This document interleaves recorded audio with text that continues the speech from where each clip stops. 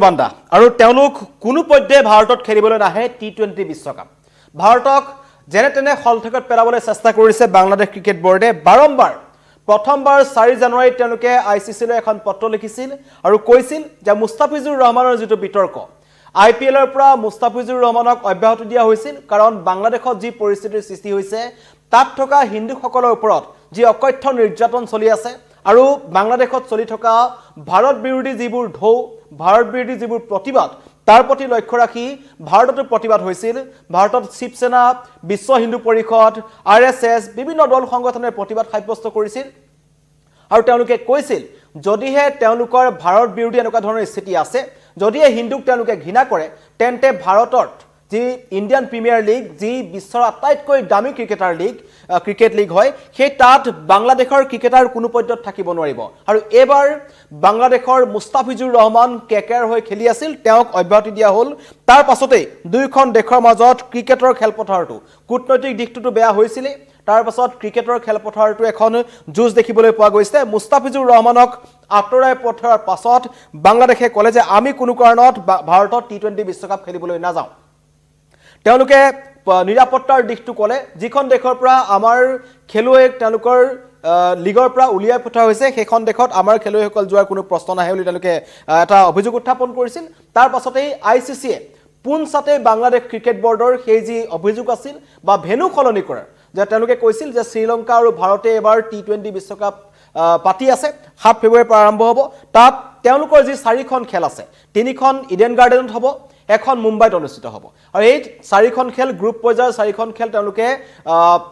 শ্ৰীলংকালৈ হস্তান্তৰ কৰা বা শ্ৰীলংকাত অনুষ্ঠিত কৰাৰ কথা তেওঁলোকে আইচিচিলৈ পত্ৰ লিখিছিল কিন্তু আইচিচিয়ে পুনচাতে কৈছিল যে নিৰাপত্তাজনিত কাৰণৰ কোনো কথা নাই কাৰণ বিশ্বৰ প্ৰত্যেকটো দল যি 20টা দল আহিব 55খন খেল হ'ব আৰু তেওঁলোকৰ কোনো এটা দলেই ভাৰতত নিৰাপত্তাৰ কথা কোৱা নাই কেৱল বাংলাদেশে কৈছে হেতু কোনো কাৰণ হ'ব নোৱাৰে বুলি তেওঁলোকক উভতাই পঠোৱা হ'ল আৰু ক'লে যদি আৰু কিবা গুৰুত্বপূৰ্ণ আপোনালোকৰ দিশ আছে তাত আপোনালোকে উল্লেখ কৰিব পাৰে এবাৰ পুনৰ বাংলাদেশ যেটো নাসুৰবান্দা হৈ আছে তেওঁলোকৰ ইগত লাগিছে তেওঁলোক খেলিবলৈ নাহে আৰু দেশখনৰ যি ৰাজনৈতিক পৰিস্থিতি তেওঁলোকৰ বাংলাদেশৰ জনগণৰ যি সামাজিক মাধ্যমত ভাৰতৰ বিৰুদ্ধে যি স্থিতি তাৰ পৰা এটা কথা পুনচাতে ক'ব পাৰি যে বাংলাদেশ এতিয়া ভাৰতৰ এখন অন্যতম শত্ৰু ৰাষ্ট্ৰ কৰবাত যদি পাকিস্তানৰ নাগৰিকও যদি ভাৰতক ভাল বুলি কয় কিন্তু এই মুহূৰ্তত বাংলাদেশৰ নাগৰিকসকলে ভাৰতৰ বিৰুদ্ধে মতবাদ কৰি আছে কেৱল এনেকুৱা নহয় যে চৰকাৰখনে কৰিছে তাত থকা সাধাৰণ ৰাইজৰ ভাৰত বিৰোধী স্থিতি লৈছে তাৰ প্ৰতি লক্ষ্য ৰাখি তেওঁলোকে আইচিচিলৈ দ্বিতীয়খন পত্ৰ প্ৰেৰণ কৰিছে আৰু এবাৰো জয় চাই স্পষ্টকৈ কৈছে যে কোনো কাৰণত এমাহ থকা অৱস্থাত যেহেতু এখন ডাঙৰ টুৰ্নামেন্ট হ'বলৈ গৈ আছে বিশ্বকাপ টি20 আৰু তাত এই এনেকুৱা এখন ডাঙৰ টুৰ্নামেন্টৰ আগত হঠাৎ এমাহৰ আগত ভেনু চেঞ্জ কৰিব নোৱাৰি কাৰণ ইতিমধ্যে দুটা ভেনু ৰখা হৈছে শ্ৰীলংকাত কলম্বোৰ পালেকেল দুখন ষ্টেডিয়াম ৰখা হৈছে আৰু ভাৰতত 5টাকৈ ভেনু ৰখা হৈছে তেনে ক্ষেত্ৰত 4খনকৈ মেচ আৰু বাংলাদেশৰ লগত যিকিটা দলৰ খেল আছে ইংলেণ্ডৰ খেল আছে ৱেষ্ট ইণ্ডিজৰ খেল আছে নেপালৰ খেল আছে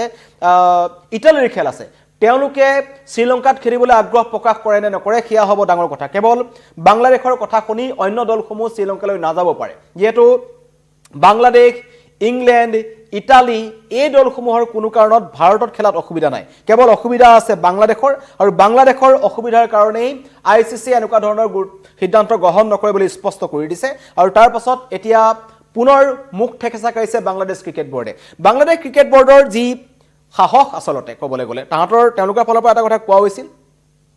যিজন তেওঁলোকৰ মুস্তাফিজুৰ ৰহমান তেওঁলোকৰ আটাইতকৈ দুখ লাগিছে যে মুস্তাফিজুৰ ৰহমানক বিসিসিআইয়ে আইপিএলৰ পৰা উলিয়াই পঠাইছে আৰু কেকেআৰক তেওঁলোকে নিৰ্দেশনা প্ৰেৰণ কৰিছিল যে বাংলাদেশৰ ক্ৰিকেটাৰসকলক পাকিস্তানক যিদৰে বেন কৰা হ'ল যি পাকিস্তানৰ পৰা অহৰহ ভাৰতক আক্ৰমণ কৰি থকা হৈছে সন্ত্ৰাসবাদী আক্ৰমণ চলি আছে ভাৰত বিৰোধী যিবোৰ শক্তি আছে তাত তেওঁলোকক থাকিবলৈ দিছে অনুৰূপ ঘটনা এতিয়া বাংলাদেশতো সৃষ্টি হৈছে বাংলাদেশ এতিয়া মৌলবাদীৰ ঘাটি বিএছএফক বাংলাদেশৰ মানুহে আহি সীমান্তত আক্ৰমণ কৰে ভাৰতৰ মানুহক তেওঁলোকে বেয়াকৈ কয় সামাজিক মাধ্যমত ভাৰতক যদি চাবলৈ যায় আপোনালোকে যেহেতু দেখিছে সামাজিক মাধ্যমত সকলোৱে ব্যৱহাৰ কৰি থাকে বাংলাদেশৰ যিবোৰ ছ'চিয়েল মিডিয়া পেজ আছে তাত ভাৰতক কিমান বেয়াকৈ কোৱা হৈছে তেনে ক্ষেত্ৰত সেইখন দেশৰ ক্ৰিকেটাৰসকলক কোটি টকা দিয়াৰ কোনো ধৰণৰ ইয়াত প্ৰয়োজন নাই বুলি ইতিমধ্যে মন্তব্য কৰিছিল 9 কোটি 12 লাখ টকাত মুস্তাফিজুৰ ৰহমানক ক্ৰয় কৰা হৈছিল যিজন টি20 ক্ৰিকেটৰ কাৰণে এজন অভিজ্ঞ ক্ৰিকেটাৰ তেখেতৰ যি বলিং আছে বলিঙৰ আমি চুক দেখিছোঁ T20 বিশ্বকাপত কিন্তু তথাপিও তেওঁ হৈছে শত্ৰু ৰাষ্ট্ৰৰ এজন খেলুৱৈ তাৰ পিছতে এতিয়া বাংলাদেশ ভাৰতলৈ নাহো বুলি ক'লে তাকো T20 বিশ্বকাপ খেলিবলৈ এয়া হাঁহি খুৰাক যোগাইছে আচলতে বাংলাদেশ ক্ৰিকেট বোৰ্ডে কাৰণ বাংলাদেশ ক্ৰিকেট বোৰ্ডৰ কথা যে ICC নালাগে BCCI নুশুনে কিছুমান ক্ষেত্ৰত আৰু ইতিমধ্যে ইয়াৰ আগতো যেহেতু ICCয়ে BCCI কথা কিমান বাংলাদেশ ক্ৰিকেট বোৰ্ডৰ কথা কিমান শুনিব সেইটো সহজে অনুমান কৰিব পাৰিছিল ক্ৰিকেট বিশেষজ্ঞসকলে কিন্তু তথাপিও আশা এৰি দিয়া নাই তেওঁলোকে যি ক্ষেত্ৰত লাগি আছে তেওঁ একেটা ক্ষেত্ৰতে লাগি আছে বাংলাদেশ ক্ৰিকেট বোৰ্ডে যে আমি খেলিবলৈ নাযাওঁ যদিহে খেলিবলৈ নাহে তেন্তে হয়তো কৰবাত নহয় কৰবাত তেওঁলোকে এটা ব্যাপক আৰ্থিক যি লোকচানৰ সন্মুখীন হ'বলৈ গৈ আছে কাৰণ ইয়াৰ কাৰণেই বাংলাদেশৰ প্ৰাক্তন অধিনায়ক তথা বাংলাদেশৰ এজন অন্যতম তাৰকা খেলুৱৈ তামিম ইকবালে এটা কথা কৈছে যে ভাৰতক যে খেলিবলৈ নোযোৱা যেটো সিদ্ধান্ত গ্ৰহণ কৰা হৈছে বাংলাদেশ ক্ৰিকেট বোৰ্ডৰ ফালৰ পৰা তাৰ পুনৰ বিবেচনা কৰক কাৰণ যদিহে খেলিবলৈ নাযায় তেন্তে কিন্তু কৰবাত নহয় কৰবাত বাংলাদেশী বিপদত পৰিব বুলি তামিম ইকবালে মন্তব্য কৰিছিল আৰু এতিয়া যিজন তামিম ইকবালে বাংলাদেশৰ কাৰণে আটাইতকৈ বেছিকৈ ৰান কৰি থৈছে বা তেওঁৰ যি 2007 চনৰ যদি বিশ্বকাপ মনত আছে ভাৰতৰ পৰাজয়ৰ অন্যতম কাৰণ আছিল এজন তামিম ইকবাল ভাৰত গ্ৰুপ পৰ্যায়ত লৈ আহিব লগা হৈছিল আৰু সেইখন ভাৰতৰ তাৰকা ক্ৰিকেটাৰসকলৰ কাৰণে এখন আটাইতকৈ বেয়া বিশ্বকাপ হিচাপে পৰিণত হৈছিল সেই খেলখনৰ যিজন হিৰো তামিম ইকবালে কৈছে যে বাংলাদেশ ক্ৰিকেট বোৰ্ডে পুনৰ তেওঁলোকৰ সিদ্ধান্ত বিবেচনা কৰক আৰু ভাৰতত খেলিবলৈ যাওক এতিয়া সেইখন দেখতেই তেওঁলোকৰ হিৰো তামিম ইকবালক একাংশই ভাৰতৰ দালাল হিচাপে মন্তব্য কৰিছে এয়া হৈছে বাংলাদেশৰ বৰ্তমানৰ পৰিস্থিতি বাংলাদেশত যদি কোনোবাই ভাৰতৰ সপক্ষে কিবা এটা মাত পাতে তেওঁলোকক ভাৰতৰ দালাল বুলি কোৱা হয় ভাৰতৰ চোৰাংচোৱা বুলি কোৱা হয় আৰু এটাই পৰিতাপৰ কথা যে বাংলাদেশত যিসকল হিন্দু লোক আছে যিসকল সংখ্যালঘু হিন্দু লোক আছে তেওঁলোকক আক্ৰমণ কৰাৰ অন্যতম কাৰণটো হৈছে তেওঁলোক ভাৰতৰ সমৰ্থক বুলি তেওঁলোকক আক্ৰমণ কৰি আছে আৱামী লীগক আক্ৰমণ কৰা হ'ল হেউতেকৈ বিএনপি লোকসকলক আক্ৰমণ কৰা হৈছে বাংলাদেশত কেৱল এতিয়া ভাৰত বিৰোধী ঢৌ এটা চলি আছে আৰু তাৰ মাজতেই শনিবাৰে দ্বিতীয়খন পত্ৰ বাংলাদেশ ক্ৰিকেট বোৰ্ডে লিখিছিল আৰু হেখনো এক প্ৰকাৰ নাকচ কৰিছে আৰু তামিম ইকবালক এতিয়া টাৰ্গেট কৰি লৈছে আৰু তাৰ মাজতে এটা কৈছো বৃহৎ আৰ্থিক লোকচানৰ সন্মুখীন হ'ব বাংলাদেশ ক্ৰিকেট বোৰ্ড আৰু ভাৰত বাংলাদেশৰ মাজত বৃদ্ধি পোৱা এই কূটনৈতিক আৰু ক্ৰিকেট উত্তেজনাৰ বাবে বাংলাদেশৰ ক্ৰিকেটাৰসকল ডাঙৰ বিপৰ্যয়ৰ সন্মুখীন হোৱাৰ সম্ভাৱনা আছে হেউতে কৈ বাংলাদেশৰ কেইবাগৰাকীও আশাৰ খেলুৱৈ অতি সোনকালে বেটৰ পৰা তেওঁলোকৰ স্পন্সৰ খলাব লাগিব কাৰণ যি SG কোম্পানী আছে ভাৰতৰ যি স্পন্সৰ কোম্পানী যি আখাৰী ক্ৰিয়া সঁজুলি নিৰ্মাণ কৰে SG সেই SGৰ ষ্টিকাৰ বাংলাদেশৰ কেইবাজনো ক্ৰিকেটাৰে নিজৰ বেটত ব্যৱহাৰ কৰে সেই যদি ষ্টিকাৰ আঁতৰি যায় তেওঁলোকে বগা বেট ব্যৱহাৰ কৰিব লাগিব আৰু তেনেকুৱা এখন দেশৰ ক্ৰিকেটাৰসকলৰ ফালৰ পৰা তেওঁলোকৰ ক্ৰিকেট বোৰ্ডে এটা ভাৰতত ক্ৰিকেট নেখেলো বুলি তেওঁলোকে উভতি ধৰিছে আৰু তাৰ পিছতে এতিয়া ভাৰতৰ অন্যতম আখাৰী ক্ৰিয়া সঁজুলি নিৰ্মাতা কোম্পানী SGয়ে বাংলাদেশৰ ক্ৰিকেটাৰসকলৰ সৈতে চুক্তি কন্টিনিউ নকৰাৰ সিদ্ধান্ত গ্ৰহণ কৰিছে যেতে কৰবাত নকৰবাত বাংলাদেশৰ ক্ৰিকেটাৰসকলক বিপদত পেলাব আৰ্থিকভাৱে তেওঁলোকক বিপদত পেলাব কাৰণ তেওঁলোকে হেউতে কৈ মুস্তাফিজুৰ ৰহমানে হওক বা ইয়াৰ আগতেও সাকিব আল হাসান কেইবাজনো তেওঁলোকে মুস্তাফিজুৰ ৰহমানৰ লগতে প্ৰায় 7 জনকৈ বাংলাদেশী ক্ৰিকেটাৰ IPL খেলিছিল অনাগত দিনতো তেওঁলোকৰ ক্ৰিকেটাৰসকলৰ কাৰণে IPLৰ বাট মুকলি হৈ আছিল কিন্তু হেউতিয়াকৈ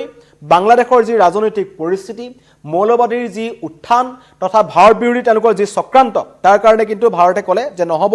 যি হৈ গ'ল এতিয়া আৰু খেলাব নোৱাৰি আৰু ভাৰতত ইতিমধ্যেই এটা প্ৰতিবাদ আৰম্ভ হৈছে আৰু কৰবাত বাংলাদেশ ক্ৰিকেট বোৰ্ডে ভয় খাইছে কাৰণ তেওঁলোকৰ এটা ভেন্যু আছে মুম্বাইত শিৱসেনাৰ দপদপনি আছে আৰু যদি মুম্বাইত বাংলাদেশৰ খেল হয় তেন্তে তেওঁলোকে তীব্ৰ প্ৰতিবাদৰ সন্মুখীন হ'ব পাৰে আক্ৰমণৰ কাৰণে তেওঁলোকে ভয় খাইছে এনেকুৱা ধৰণৰ কথা তেওঁলোকৰ ফালৰ পৰা কোৱা হৈছে আৰু লগতে কলকাতাটো কাৰণ ভাৰতত যিসকল বঙালী লোক আছে তেওঁলোকে এই যি মুছলমান নাগৰাকী যি বাংলাদেশৰ মৌলবাদী শক্তিসকল আছে যিসকলে মুছলমানৰ নামত একাংশ লোকক অকথ্য নিৰ্যাতন চলাই আছে মৌলবাদীৰ ঘাটিসমূহৰ বিৰুদ্ধে কিন্তু বা তেনেকুৱা শক্তিৰ বিৰুদ্ধে ভাৰতত থকা প্ৰত্যেকজন ভাৰতীয় বাংলাদেশৰ বিৰুদ্ধে মন্তব্য কৰি আছে তেনে পৰিস্থিতিত হয়তো সমগ্ৰ বিশ্ববাসীৰ সন্মুখত লজ্জানত হোৱাৰ কাৰণে বা লজ্জানত হোৱাৰ ভয়ত এই বাংলাদেশ ক্ৰিকেট দলটো এতিয়া ভাৰতলৈ আহিবলৈ সাহ কৰা নাই কিন্তু তেওঁলোকক স্পষ্টভাৱে কৈ দিয়া হৈছে তেওঁলোকে যিমানেই পত্ৰ নিলিখক কিয় তেওঁলোকৰ সেই সিদ্ধান্তক কোনো কাৰণত ভেনু সলনি ভাৰতে নকৰে কেৱল 4খন মেচৰ কাৰণে আৰু কেৱল এটা দলৰ কাৰণে যদিহে অন্য 4-5টা দল থাকিলেহেঁতেন বা ওয়েস্ট ইন্ডিজে ভাৰতত খেলিবলৈ মন কৰা নাই ইটালীয়ে ভাৰতত খেলিবলৈ মন কৰা নাই, ইংলেণ্ডে ভাৰতত খেলিবলৈ মন কৰা নাই, তেতিয়া কথাটো বেলেগ আছিল। কিন্তু কেৱল বাংলাদেশৰ কাৰণে, তাকো 4খন মেচৰ কাৰণে, য'ত 4খনৰ 3খন কলকাতাত আছে, এখন আছে মুম্বাইত, আৰু সেই ভেনু কোনো কাৰণত সলনি কৰা নহয়। এইটো কথা জয় চাহৰ ফালৰ পৰা জনোৱা হৈছে। কিন্তু তথাপিও বাংলাদেশে চেষ্টা কৰি আছে যে BCCI বা ICC ক'ৰবাত নহয় ক'ৰবাত খলঠেকত পেলাব পাৰি নেকি। তেওঁলোকৰ যি দেশবাসীৰ সন্মুখত তেওঁলোকৰ যি দপদপনি আছে সেইটো দেখাবলৈ তেওঁলোকৰ ফালৰ পৰা চেষ্টা কৰি থকা হৈছে। কিন্তু বাংলাদেশৰ এই যি বাংলাদেশ ক্ৰিকেট বৰ্ডৰ যি চিন্তা চৰ্চা বা তেওঁলোকৰ যি এই সিদ্ধান্ত, সেই সিদ্ধান্ত কোনো কামত নাহিল। কাৰণ তেওঁলোক যিমানে নাচুবান্দা নহওক কিয় শেষত তেওঁলোকে ভাৰতত খেলিবই লাগিব, আৰু যদিহে নেখেলে তেওঁলোকৰ লোকচানৰ সন্মুখীন হ'ব। আৰু শেহতীয়াকৈ বাংলাদেশৰ ক্ৰিকেটাৰসকলক ভাৰতত নিষিদ্ধ ঘোষণা কৰা হৈছে। তাৰ ফালৰ পৰা এটা কথা গম পোৱা যায়, তেওঁলোকে ভাৰতৰ যিবোৰ আগশাৰীৰ সঁজুলি বা ক্ৰিকেট বেট হওক বা বিভিন্ন ধৰণৰ ক্ৰিকেটৰ সামগ্ৰী যিবোৰ নিৰ্মাণ কৰা যিবোৰ কোম্পানী আছে, তেওঁলোকৰ ফ্ৰেঞ্চাইজিসমূহে তেওঁলোকৰ সৈতে চুক্তি কণ্টিনিউ নকৰে। তাৰ কাৰণে বৃহৎ লোকচানৰ সন্মুখীন হ'ব বাংলাদেশৰ ক্ৰিকেটাৰসকল। কিন্তু তাৰ পাছতো বাংলাদেশত অব্যাহত আছে হিন্দু বিৰোধী ঢৌ, ভাৰত বিৰোধী ঢৌ, আৰু তাত এতিয়াও যিমান লোক ওলাই আহিছে সকলোৱে ভাৰতৰ বিৰুদ্ধাচৰণ কৰি আছে। কেৱল চৰকাৰখনেই নহয়, বাংলাদেশৰ সাধাৰণ নাগৰিকসকলো। আৰু সেইটো হৈছে ভাৰতৰ কাৰণে এটা অতি দুখৰ কথা। যিখন দেশ 1971 চনৰ পিছত ভাৰতে